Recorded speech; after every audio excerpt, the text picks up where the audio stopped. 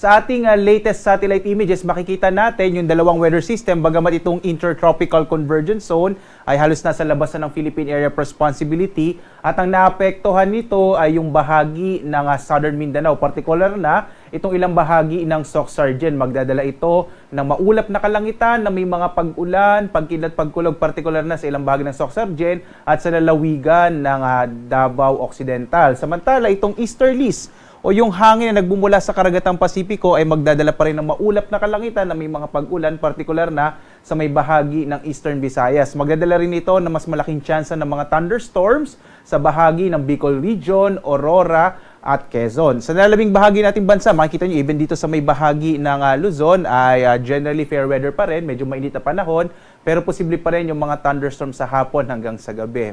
As of this moment po, wala pa rin tayong namomonitor na anumang low pressure area o bagyo sa loob at labas ng Philippine Area of Responsibility. So wala pa tayong namomonitor na bagyo na maaring pumasok sa loob ng Philippine Area of Responsibility. So medyo maliit pa yung chance at least in the next 2 to 3 days na magkaroon tayo ng bagyo. At magbibigay tayo agad na update pag meron tayong namataan.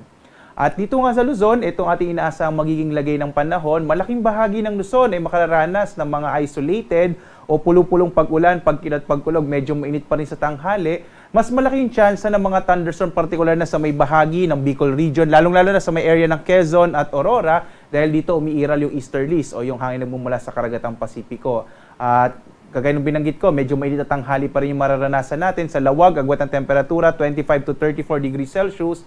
Sa Tagagaraw, abot pa hanggang 35 degrees Celsius. Sa Baguio naman, 18 to 24 degrees Celsius. Sa Kamaynilaan, 25 to 33 degrees Celsius. Asahan din natin dito sa Metro Manila yung mga thunderstorm sa hapon. Sa Tagaytay, 24 to 31 degrees Celsius. Habang sa Legazpi, 26 to 32 degrees Celsius.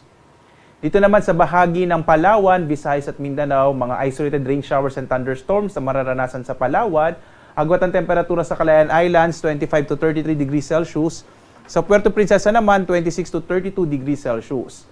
Malaking tsansa naman ang maulap na kalangitan na may mga pag-ulan sa bahagi ng Eastern Visayas at sa nalabing bahagi naman ng Kabisayaan sa Western at Central Visayas. Inaasahan natin yung mga isolated rain showers and thunderstorms.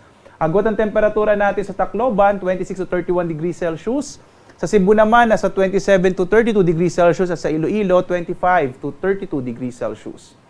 At dulot nga ng Intertropical Convergence Zone o RTCZ, malaki naman yung tsansa ng maulap na kalangitan na may mga pag-ulan sa bahagi ng Soc-Sargen. Ito yung area ng Sultan Kudarat, Sarangani, kasama din itong area ng Davao Occidental. So posible pa rin yung mga pag-ulan sa bahagi, sa katimugang bahagi ng Mindanao. Samantala, at kasama din dyan yung South Cotabato Province. Sa nalabing bahagi naman ng Mindanao, mga isolated rain showers and thunderstorms din ang mararanasan. Agwat ang temperatura natin sa Cagayan de Oro, 26 to 32 degrees Celsius. Sa Davao, 26 to 32 degrees Celsius. At sa Zamboanga, 26 to 32 degrees Celsius din ang agwat ng temperatura.